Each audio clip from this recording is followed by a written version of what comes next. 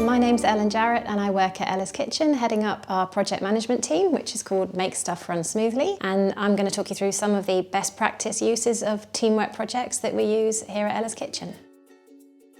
Two things that I think were really useful and immediate wins for me with teamwork projects, whether you can customise the appearance of the site. So we immediately put our corporate colour, so the red that is across lots of Ella's Kitchen stuff is the banner colour for our teamwork project site. Our logo is up in the top corner across the whole site. We use our company font that everyone uses internally. So when you go onto our teamwork project site, it does not look like it was off the shelf. It looks like we've designed or customised, our own online project management system. And that, I think, is genuinely critical. I think if the system looks engaging and it's familiar, so that I think was really important for it not being intimidating for people. And the other good thing about the customisation of teamwork projects was the fact that you can remove features you're not using. So the tabs across the top, half of them we don't necessarily use, or we didn't at the beginning, like time, links, notebooks. We disable those so that when people log onto the system, they're only seeing tabs that we actually use, and it strips out complexity. Again, that helps to keep it simple and clear and engaging. Without those customisation options, I don't think we would have had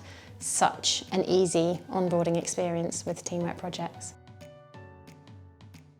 So to get everybody on board at Ella's Kitchen, we had training sessions with no more than 10 people at any one time, and we asked them to bring along their laptops into the training session. We taught them through why we're installing the system in the first place, what benefits it would bring, and then we moved on to making sure that everyone actually logged into the system in that session. We had pre-assigned them tasks, actually. We'd set up a training demo project in which everyone who was going to be at that session had a task to attend the training session. We made sure they saw that, the due date on it. We made them change the due date. We made them tick it off to say that they'd been to the session, so that they were actually using the system in that session, which I think was quite important to break down that barrier of first logging in and using a system, and they could see how easy teamwork projects was to use. I remember excitement. I remember a buzz. I remember several people going, "Oh, look, oh wow, isn't that clever?" And that was really nice to see that other people were sharing our excitement about the system.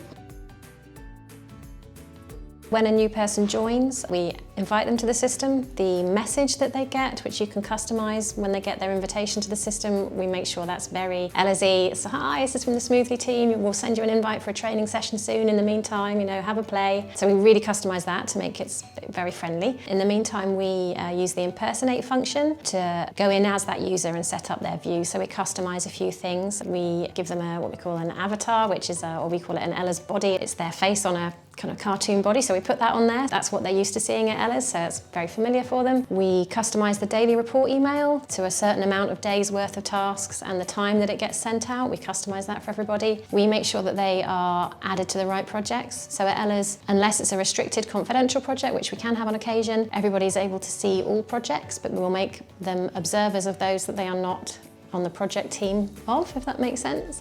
So we customised their permissions so that everyone had a consistent use of the system.